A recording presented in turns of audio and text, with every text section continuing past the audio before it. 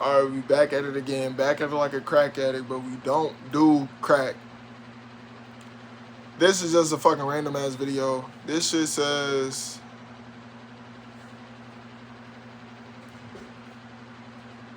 It's about animals. It says animals' best oral moments. I don't fucking know.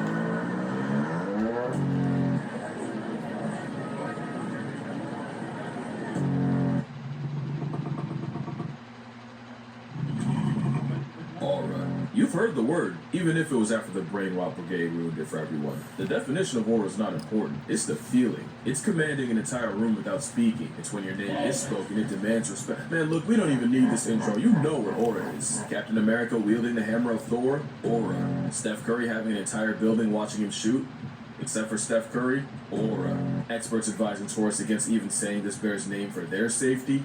Aura. Animals can have it too, and when you talk about aura, this bear might just be the mascot. This is bear number 122, but he's mainly known as the Boss. He's a 700-pound walking boulder of a bear and the most dominant grizzly in Banff National Park in Alberta. He's your biggest predator's biggest predator, as the Boss has been recorded catching, murking, and eating other bears. Damn! One of the first times he ever was seen was while feeding on a recently expired black bear, or at least what was left of him, and officials had to close down the Sundance Canyon Trail until he was done. He's like the carnivore conductor. Everyone has to follow his timing. He's always the last bear to hibernate, but the first one up. He has a home range of about 1,000 square miles, and like Genghis Grizzly, Boss is believed to have fathered 70% of all the bears in Banff. Brother Bear was going to work, but unfortunately, with every job, that nigga was a freak. And one day, Boss tragically hit a train and was put down.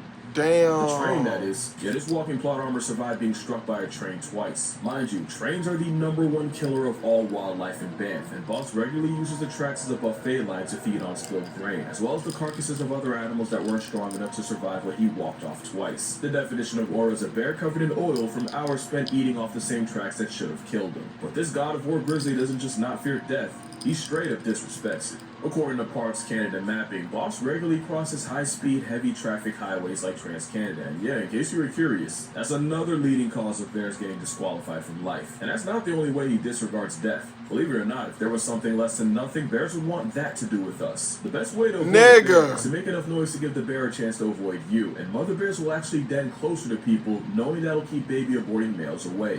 Which means, ironically, some bears choose the man. Boss chooses himself. Bear 122 is a common visitor of compost around Banff, and he even forced the town to put up a 9,500-volt electric fence just to keep him from raiding the landfills. Damn! That time you had Boss breaking into backyards just to eat from fruit trees. So of course the only option was to cut down the trees. The thing is, Boss was never known to be aggressive to people. To be fair, that's also true for most bears that are alive. But my theory is, he knows damn well we can't do a thing about him. Boss is a whole anime protagonist with predatory hardware, so you shouldn't be surprised that he has his own villain. One day, wildlife photographer John E. Marriott seemingly saw Boss at his worst. He could barely move, he had chunks taken out of his face, and for the first time, he had gotten got.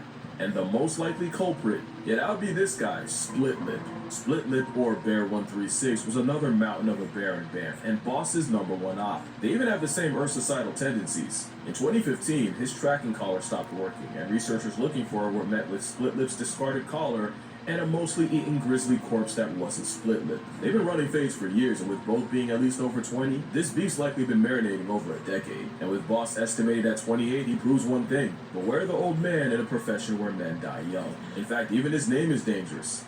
Just not in the way you think. Eczema. Damn. Obvious. Eczema isn't all. You see, when you name an animal, you're basically personalizing them. It's one thing to do it to a dog. It's a different game for a 700-pound wild Rottweiler. It turns animals into celebrities. If you think someone's not logic deficient enough to risk it all for a Boss selfie, yeah, Bison is more than a good buy. It's enough for experts to caution against saying his name out of fear that he might literally gain too much clout for his own good. Think about it. This bear's aura is too strong to have a name. But there's more than one kind of aura, even in the animal world. You ever get that new kid in class that everyone just rocks with?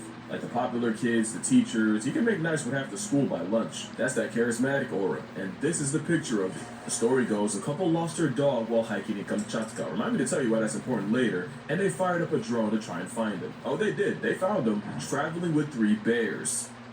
There's a lot to unpack here. Number one, bears don't live in packs, thank the natural order for that, but that means this husky had the stones to pull up on a mother bear with cubs and didn't get sent to dog backwards. Not to mention, there are wolves in Kamchatka, meaning bears already have a predilection to canine prejudice. But speaking of Kamchatka, not only does it flex the highest density of brown bears on Earth, the constant fresh supply of salmon means they're one of the few animals alive that can maul a grizzly. So I'm not exactly Damn! This dog chose the biggest land predators on the planet and adopted them. Yeah, he adopted them. You can tell they're just barely tolerating him. Whole time the husky's having the time of his life. Does this look familiar? I'll give you a hint. I'm making waffles. And I just know it was the mom telling the cubs ignore him and he'll go away that got him here. That's the real reason she doesn't suplex his world. Because then she'd be admitting she was wrong. There's no report the couple got their dog back, but I don't think that's not their dog no more. Especially since if I had a nickel for every time a drone caught a dog breaking bear boundaries, I'd have at least 2 more nickels than I woke up with. Oh, it's more than just dogs. In 2018, a Polish farmer lost one of his cows, and for 2 months straight, she was unaccounted for. That is, until she was caught posted up with a herd of wild, untamed bison. I could make the joke here, but I don't want to get Let's do it for me. In 2016, upon a beluga whales that had adopted a single lone narwhal. Just for reference, narwhals are painfully shy people fearing eternally introverted anxiety whales that could genuinely get past tense by a panic attack. But as of 2022, he's been running with the same beluga squad every year. This is Aura. Also, fun fact, Narluga hybrids are an actual thing, so maybe this is the same vibe. Probably helps that despite resembling a sun-starved dolphin, belugas have the intimidation of a cinnamon roll. Next animal looks like a cinnamon roll, but could absolutely fold you. 2-week-old unrefrigerated pie. Down, way to die. You know, when I saw this video, my first thought, that golden retriever's there strictly for vibes. Come to realize, that's not a golden retriever, it's a furry Grim Reaper. It's a Great Pyrenees, a canine insurance policy built to run phase with wolves and bears. It's old man country strength in a canine's body. If you meet someone's Pyrenees for the first time, they're all over you, yeah, that's not affection. It's basically a vibe check and fail at your own expense, because the moment you do something they don't like to them, or God forbid someone they care about, this is Casper. He's not a ghost, but damn it if he doesn't make him. He's a 21-month-old, 85-pound Oh, I heard about this one. Owner John Werville. He lets chickens sleep on his head, he treats the sheep like family, and he's pretty outgoing for a guard dog. Until it's time to go out and be a guard dog. On November 3rd, 2022, 11 coyotes raided the farm in Georgia, and 3 managed to break into a pen. If that was a motivation enough, Casper also had a mate, Daisy, who was pregnant with 8 puppies. Casper knew what time it was. Casper cleared the 4-foot hog wire fence and not so gently perp walked the first 3 off the census in seconds. Casper then jumped the fence again, and this time went after the entire pack, and even with 5 other Pyrenees on the farm, Casper went at it alone. No backup. This was personal. Casper would disappear for 2 days. My nigga's a lone wolf, gang. Torn skin and a severely injured tail that ended up getting amputated. I showed the other guys, but corpses aren't allowed on YouTube. The next day, people found the bodies of the decommissioned coyotes littered around railroad tracks. The carters totaling 8 dead coyotes. If you remember how many unborn pups they pressed, I don't believe 8 was an accident. Casper would spend 2 weeks at the emergency vet and another 6 at the animal clinic to treat his wounds of war. But thanks to Samaritans donating $15,000 to his medical bills, Casper would make a full recovery. Yeah, you gave $15,000 to a fucking dog. Farm dog of the year. Today, Casper's retired, and after single-handedly saving his entire bloodline, as he should. Next animal also retired, but only after saving his entire species. Except this is the one time the aura came from stolen valor. Oral fraud is a crime and is prehistoric plus-size pebble commit. 30 seconds of no skipping ads. I can't skip the ad. Command strips remove cleanly, so you can make your space your own. Command, do no. See, I was going to play Call of Duty tonight. I was going to get a game in of Call of Duty. I really was. But it is fucking 1:37. This is the second video I made. I wasn't going to make another one. I said I wasn't going to make another one in the last video. I just fucking did. But Giant tortoises actually used to be seasoned all over. I'm making this one, and then I'm going to go to sleep after this video, bro. It was actually ridiculous. You know, they didn't get a I watch my nephew tomorrow. That's what I might do. I might just do a little home vlog. It's just me and my nephew fucking outside jumping on the trampoline, playing with the dogs and the cat and shit like that. Discontinued permanently. They started a breeding program, but off the bat, only 2 males were able to contribute. That was until they realized that a tourist living in the San Diego Zoo had actually been born on Española, and DNA tests confirmed that Diego was exactly what they were looking for, and so recruited him. Diego peeped the census and immediately came to his senses. He locked in. boy did he ever. 3 male Hood Island tortoises were brought into the breeding program, and Sir Diego proceeded to score a career high in spreading thighs. Do turtles even have? Yes. With more rounds than Nick's cannon, the amorous anvil with legs spawned 900 children and fathered 40% of all the tortoises born in the program, forever immortalizing him as the turtle who laid so much pipe he carried the species. There were 3 males, but one of them literally couldn't. Nigga pulled a Genghis Khan on them turtles. That is crazy. That is fucking crazy. And if y'all niggas don't know who Genghis Khan is,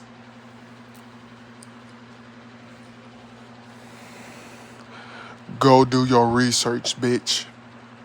Get off that motherfucking internet. Matter of fact, get off them stupid ass YouTube videos and actually go look up your motherfucking history, bitch, if you don't know who Genghis Khan is. Bitch. I forgot his brother's name, but the nigga did a lot of damage too, bitch. But that nigga Genghis Khan, he was fucking. That nigga was fucking. He was in there. You know, if you know, you know. If you don't, do your fucking research, bitch. Back to the video. Shells if their species depended on it. Either that or he was one of those watching turtles. Now, I'm not a mathemacologist. A watching turtle was crazy. 40% of the other contributing vibes. But he was saying one of the turtles didn't nut. The bitch couldn't nut. His ones were responsible for 60% of the output. But apparently Diego being a bigger, louder personality means he siphoned E5's clout, although to be fair, being named after a fucking bingo space didn't help. E5 was quiet, reserved, and rarely witnessed in the act. Meanwhile, Diego was the type to crash Keratin and let the whole island hear about it. This was a turtle too, man, that went on a legendary run to save their species. 2300 on Española. Both tortoises are retired and have since been returned to their native island. I was about to say, damn, why you grabbing the nigga by the neck like that? Story. There's a lot in the name. Call a bear a boss, and he'll act like one. Name a shell jockey after the spawn of Elon. You're setting both up for failure. But failure's not even a concept to the next animal, because when you talk about Aura, this guy might have won himself a life supply. This is Jacob the Ion. Ion cuz he just refuses to take the L. And earlier this year, he and his brother broke a record in the most unexpected way possible. But to really appreciate how insane this is, you need to know just how they got here. Jacob belongs to a super rare population of tree-climbing lions in Queen Elizabeth National Park. What was really rare was his plot armor. In 2019, 5-year-old Jacob stepped on a wheel trap, a brutal torture device meant to bring down buffalo and hippos. That'd be curtains for most lions, but Jacob managed to escape, although not without sacrificing a leg. And although he was kept alive by primates bringing him food and rangers eventually treating his wound with antibiotics, the chances a 3-legged lion can last more than a year are low, and they were about to get a lot worse. In March 2020, 6 of Jacob's family members were poisoned by poachers and body parts sold on the black market. Being a tripod predator is already less than possible. Doing that without a pride behind you is a for sure death sentence. Death seemed even more certain because 6 weeks after that, Jacob was gored by a buffalo. What? Some puncture hole in his chest. Somehow Jacob survived everything, but the jihad of life didn't end there. Even with brother Tibu by his side, there's one big risk with being a lion without a pride, and one night, it happened. Jacob and Tibu lost a fight with a rival group of males, and as lion culture states, all losers must be banished from the territory. Problem was, the only way out involved crossing the Kazinga Channel, the channel believed to hold the world's largest population of hippos and crocodiles, both a massive threat to an Afro-Kitty's way of life. Jacob had already beat the odds like a Cherokee drum, but this time had to be too much. They did it. Jacob and Tibu swam nearly a mile across croc and hippo seasoned waters. What? It was the longest distance a lion has ever been recorded swimming, and in Kazinga, most don't make it past 100 meters. The brothers lasted a length of 14 football fields. And damn! It didn't take one try. It took 3 attempts, and one of them ended with a mysterious creature stalking them and forcing the pair back to shore. Do you know the nerve it takes to swim through a steroid lizard luncheon and a hippo pool party in the dark for 45 minutes straight, while having no way of knowing if something's following? 40? What even motivates 2 lions to risk their entire lives swimming through a... 2 lions. 2 lions. Lions swam 45 minutes, nigga.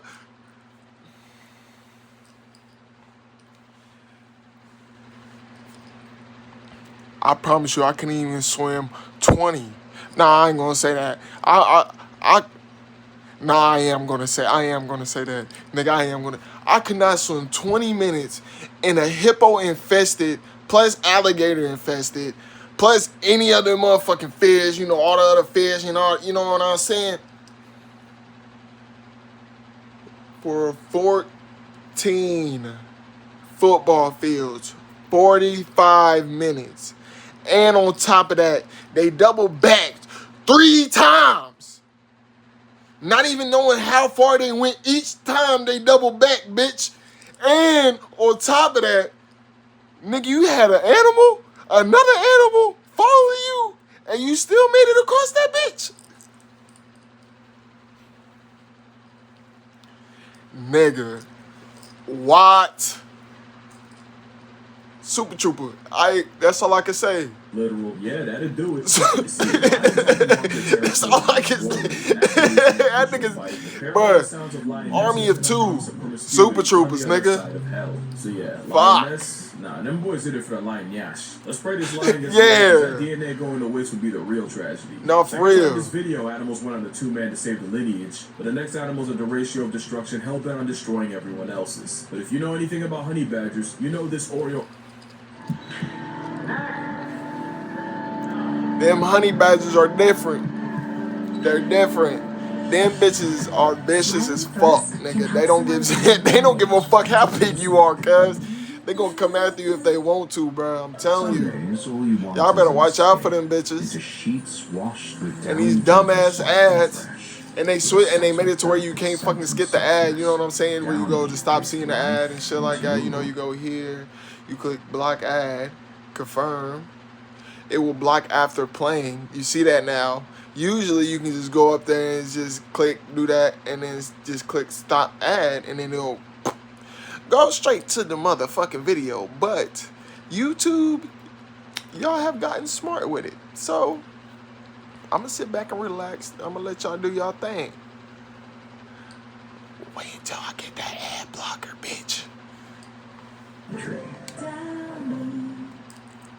Your otter puts the aura in horrifying. The same dust weasel that sleeps off snake venom and goes 3v1 on hyenas and still solos. And there wasn't a honey menace with more aura than Stoffel. Let me tell you something about Stoffel. Stoffel is disrespect in the form of a black Air Force bowl cut weasel. He's the mascot of habitual line stepping, and like IBS, you can't stop him, you can only pray to contain him. He was actually found by caretaker Brian Jones, credits to the weasel distribution system, but Stoffel's like a 4-legged tornado in his home, nuking the place and daring him to do something about it. Eventually, he brought Stoffel to the Mahala Hala Animal Rehabilitation Center, and if you think being around other animals calmed this Tasmanian devil, you don't know Stoffel. There wasn't a single animal this furry thumbtack wouldn't beef with, from messing with a rhino it's a Tasmanian devil to running a fade with a serval next door, to even folding. Yeah, what the fuck? Honey badgers are honey badgers are like. He also harassed kitchen staff. I think that is honey badger. Same fucking difference. And it turned out Stoffel wasn't fit to be released to the wild, so this felon ferret was here to stay. At one point, he dug through an electric fence and started bullying the lions, specifically chasing the male around and trying to bite his lion bits. The lion actually grabbed Stoffel, but fun fact, honey badgers are built like a comeback, and loose skin around the neck meant he could turn around and bite the lion right back. He must have been feeling himself, because Stoffel ended up going back to the lions a second time, and nearly got mauled to death, spending over 2 months in the animal hospital. Damn! This monochrome crash out did, Fresh Out was trying to get it back in blood, and at this point, he knew he had to lock up his war weasel for his own good. And that's when things really got disrespectful. In his new enclosure, Stoffel climbed a tree by a wall and got out. Should have seen that coming, but then they removed all the trees by the wall. The convict spent all night bending and twisting a branch until it broke, carried it to a wall, leaned it against, and escaped again, so now all the trees were out. Low diff for the Stoff. This time he dug up all the rocks in the enclosure, stacked them high enough, and emancipated himself again. So there were the rocks, but like a fool, they left him with mud. A few mud. This fucking animal does not want to be there. That nigga is a crash out. This is the first, y'all seeing it here. This is the first animal that is a legit crash out, gang. This nigga don't give a fuck. He don't give a fuck, bro. That nigga try to get his get back at any means. Piles later, and Harry Houdini humbled them again. One time someone made the mistake of leaving a rake in there. Guess what he did? At one point, they thought they were bringing in a love interest named Hammy, but all they really did was literally gift them a partner in crime. Like Shadow Clone Jutsu, now there was two of them. There was one night Stoffel broke into his caretaker's home via rocks through the window and even tried the door. No one got hurt, but sometimes it's about sending a message. Sometimes you gotta pop out and show it. He made it clear that behind the wall was a choice, because there's a twist. Hey, this nigga low-key funny. The Weasel Menace had been hand-raised by humans his entire life and had imprinted on them. He wasn't going anywhere. Fun fact, honey badgers are like the mama's boys of mustelids, with pups staying with their mothers for up to 2 years. As far as Stoffel was concerned, Brian was mama. So yeah, Casper was fueled by family, and Jacob's motivation was cocooning some tatas. This dusty sand weasel was memeing the entire time, and I checked, he's still alive. He's currently 27 and has lost most of his teeth, but he still has Hammy to chew his meals for him. Stoffel even has a son named Stompy, guaranteeing that the family business is alive at least another generation. Yeah, that's gonna do it for this video. Make sure you drink water, hug your mother. If you ever wanted to meet Stoffel, you should probably get on that. And I'm gonna see y'all in the next one. Look at that boy. Stoffel on the Hammy. He got that bitch in a headlock. Alright, bro. Oh, fuck. Tied as hell. It's 1:48. I pushed out 2 videos. I will be uploading these. I don't know, I might upload them tonight. For I might just say, fuck it, throw them on there. Matter of fact, that's what I am going to do. I'm going to upload these 2 tonight. And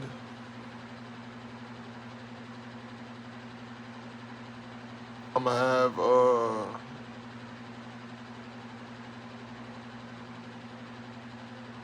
tomorrow, I'm going to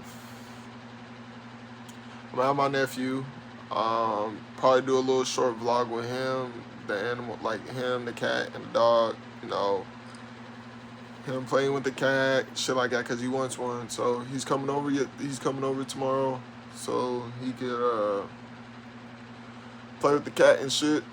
We gonna go outside, jump on the trampoline, shit, run around, do some bullshit around. I gotta But before that, I know that's going to be like around 3 or 4 type shit. So at that time, so before that, I'll probably be making like 3 videos during the day, and I'll probably have like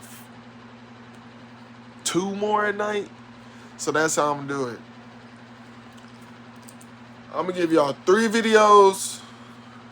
I'm going to make 3 videos during the day, and I'm probably going to make 1 or 2 at night right before I go to sleep, so I can at least push out 4 videos a day. But right now, this is my second YouTube reaction video that I'm doing. Yeah, this is the second reaction video that I'm doing. I'll have more posted on my YouTube channel. All y'all gotta do is like, comment, subscribe, turn on post notifications, because if you don't turn on them post notifications, you won't be getting these bangers, man. I'm telling you, I'm dropping hot shit. And for any of y'all that wanna send me something, send me videos, reactions, shit, I'm on my Xbox. So if y'all even got fucking clothing lines, like online clothing brands, you know, you want me to go through and see, and like, you know, we can fucking see and pick which ones, you know what I'm saying, which ones is the best, and see which ones who get fucking shipped out, nigga, you know what I'm saying? But other than that, I will, in the future, I will be dropping a video, smoke sesh, and it's gonna be the dopest. If you know, you know, the dopest. I'm trying to get some minis. I want the minis Indo, the Indo minis. They got some fire shit. Matter of fact, I'm gonna make one more video tonight, and it's gonna be